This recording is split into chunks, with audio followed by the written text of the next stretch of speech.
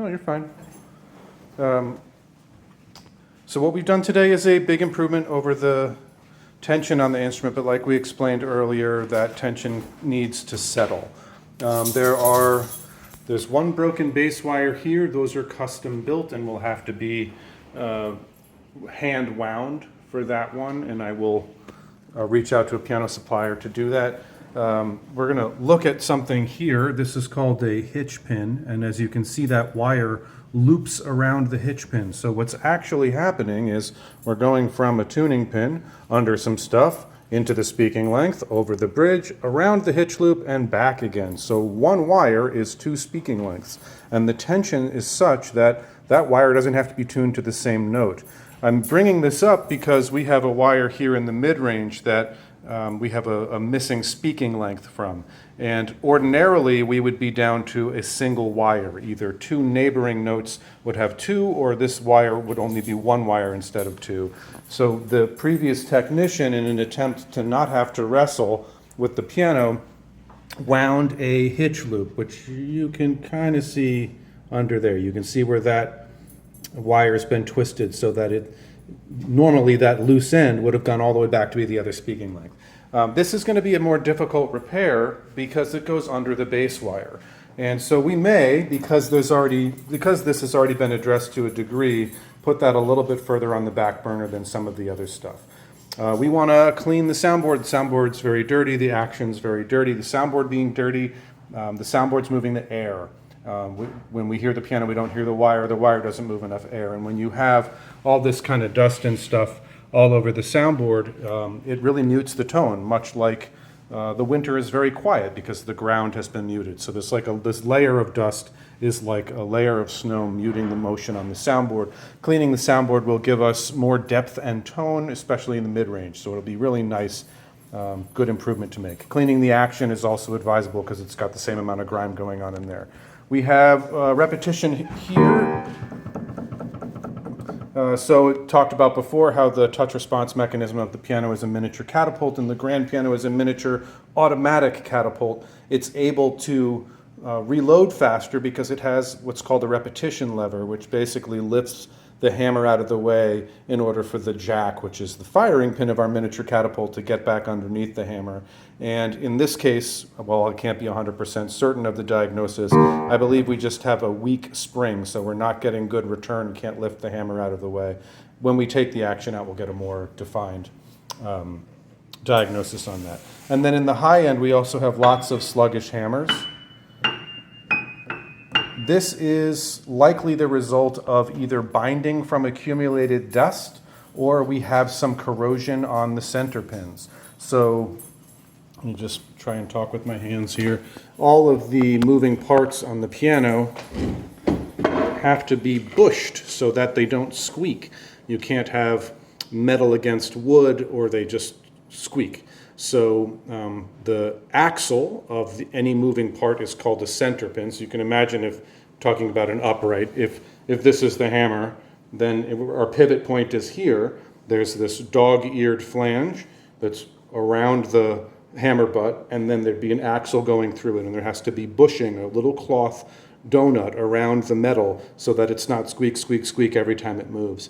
And in the high end here, we either have enough dust that's bound up in that felt that these hammers can't move, or we have corrosion on the actual axle, which we'll be able to tell when we take it out. If it's green, the center pin is corroding. It's so far only really in the top octave, and so the hammers are very light up there. It may be that there's corrosion or sluggishness in the rest of the piano, but that the hammers are weighty enough that it just doesn't matter or doesn't present a symptom. When I was tuning today, I had a lot of latent motion on the wire. And we're going to look back at the piano again. So when I move the wire, the first piece of wire that moves is between the pin and, in this case, the A graph.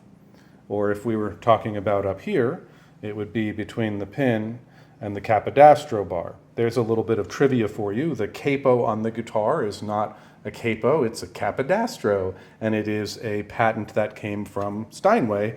This bar is the capodastro bar. The capodastro bar is the termination of the speaking length the front termination of the speaking length for the treble. These A graphs perform the same function, the termination of the speaking length for the mid-range and the bass. So when I move the wire, the first piece of wire that moves is between the pin and this termination of the speaking length. And you can imagine, let's talk with our hands again. You can imagine, I can't quite tell if I'm in frame or not, if I was stretching a rubber band over my finger, there'd be a lot of stretched rubber band here and not a lot of stretched rubber band there. And when I'm tuning, I'm actually knocking the wire with the maximum force to pull out any latent motion in the wire. And I encountered a lot of latent motion in the wire today, where I would move the pin quite a bit and nothing would get out to the speaking length. And that can be from sunlight, because when a piano is detuned by sunlight, when the wire is warmed, it's not actually moving in the A graph. It's not. It's simply changing the temperature of it, changes its molecular structure, and changes the tune. Sometimes a lot of latent motion is because the piano is mostly out of tune from that kind of environmental cause. But there's really no way of being certain about that. It's just a contributing factor. A lot of the stuff we're going to talk about on the piano is a series of contributing factors. It's very rare that there's one cause of things. So even we hear a clicking, but it's really not a clicking. It's a rattle, it's a knock, and it's a rub. So there's contributing factors when you encounter a symptom. So when I'm moving the wire and we've got all this latent motion, one of the other contributing factors, which jibes with the age of the piano, is that these two substances are different. This is brass and this is steel. And when they were inventing the piano, they didn't know about the molecular structure of these metals, but we do now. Essentially, they knew, hey, these two pieces don't bind against each other. If they made A graphs or the bottom of the capo, a capodastro bar, if they made that out of steel, then the wire would skip ping, ping, ping. Every time you try to move it, it would bind and it wouldn't settle well. What we now know is that these two metals have a different molecular shape. And let's go back to talking with our hands. So the steel wire is like a castle. It's like a crenellated shape. And the brass is like a semicircular half-moon shape. And when the piano is young, these two things do not interfere with each other. You can put that wire anywhere you want, and you can settle that wire anywhere you want. As the piano ages, the steel is stronger than the brass, and it will either embed itself into the steel, and then you have tuning a zipper sensation where I'll be here or I'll be there, or never anywhere in between, which of course is where you want the note because Murphy's Law, or you end up with the brass is softer than the steel and the brass is embedded on the steel, and then you have this two circular surfaces, sort of the same effect, not the same audible symptom. It doesn't ping on you, but it'll float, and you usually won't settle well. There are tricks of the trade to get around both of those audible symptoms, but they're worth discussing as a contributing factor to the sensation that I had of moving the pin a whole bunch and not getting a lot of speaking length to move. The tuning pins on your piano are slightly tender. So these are the tuning pins. And these are going to be worse in the winter because the air is going to dry out and the wood is going to outgas.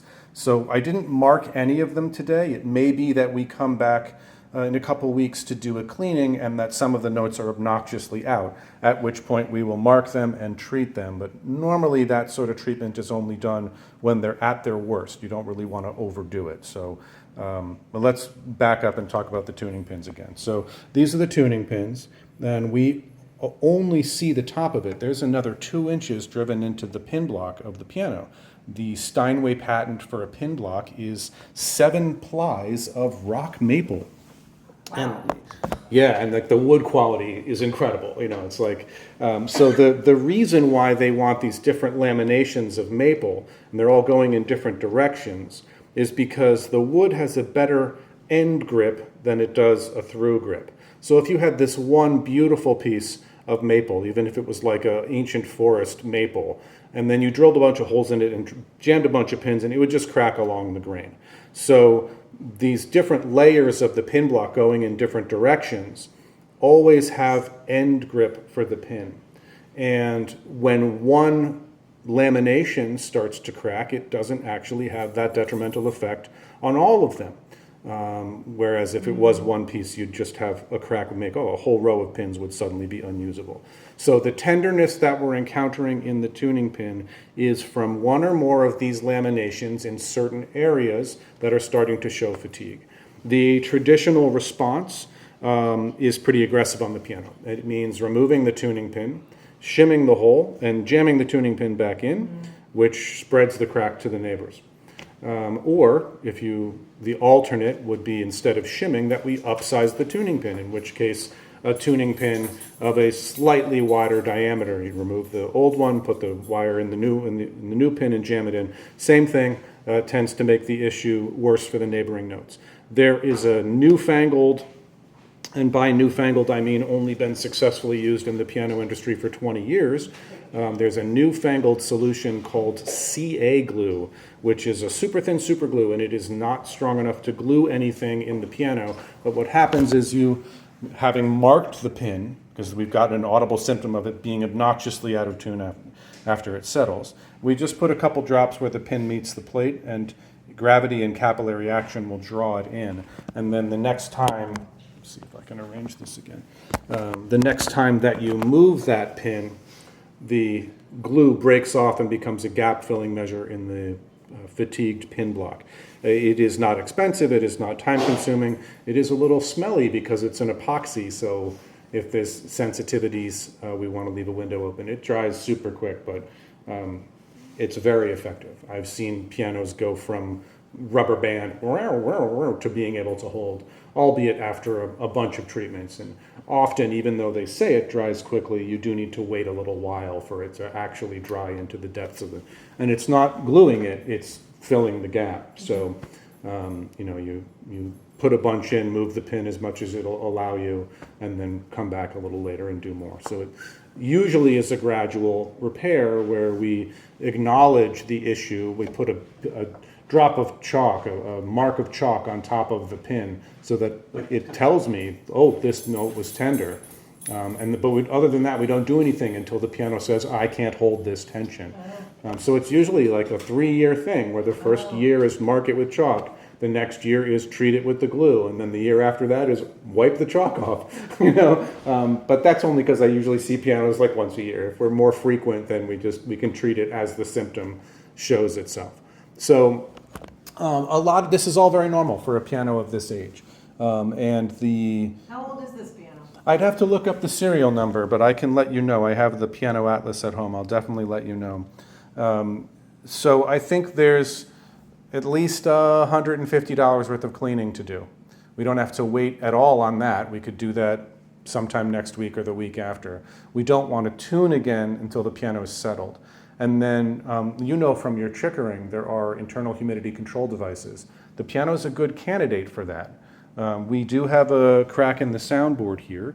Crack in the soundboard is not the end of the world. However, it is one of the signposts pointing to the end of the world.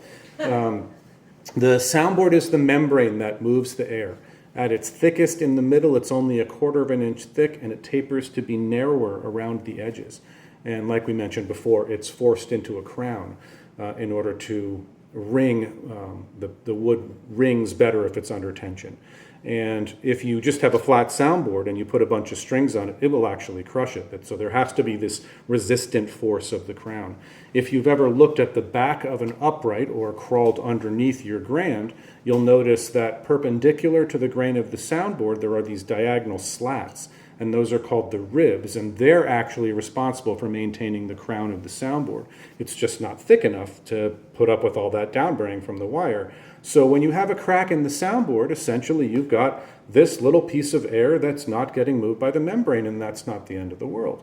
What happens is, as the soundboard is vibrating, the crack will move at different rates on either side of the crack, and it will force those ribs, which run perpendicular to the grain, to choose one or the other side to move with, and you can cause rib separation. And this audible symptom is like a growling, a wax papery, and it's very intermittent.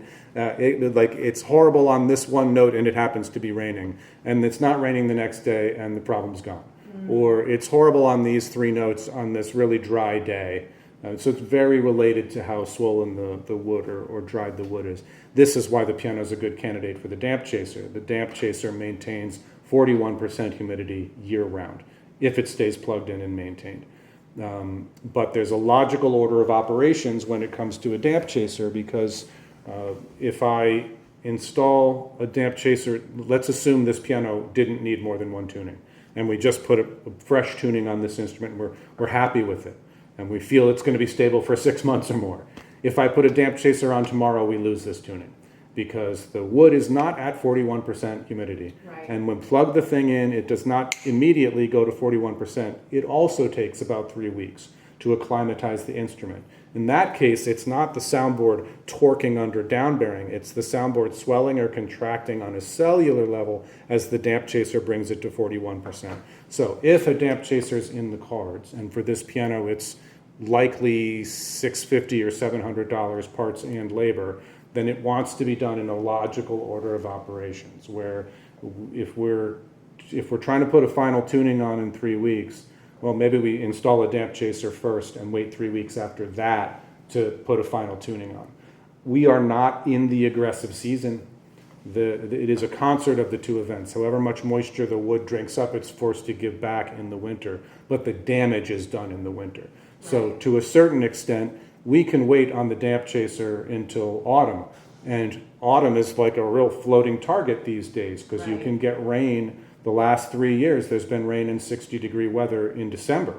Right. But then you get these Arctic blasts in January and February.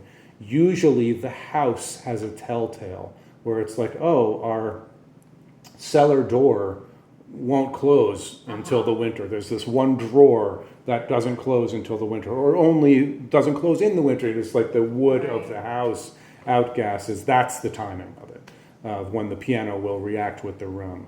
But preemptively, we're not going to hurt it by putting in a damp chaser over the summer. But the Just dangerous only time, as the dangerous time is the winter. So you're not, it's the damage is done when the wood dries out. So, but again, it's how much it drinks up, it has to give back. So if you wanted to install one sooner than later, there's nothing wrong with that. But it's the most aggressive time these days is January, February. But as long as we do it in a logical order of operation. We're going to stop the video now.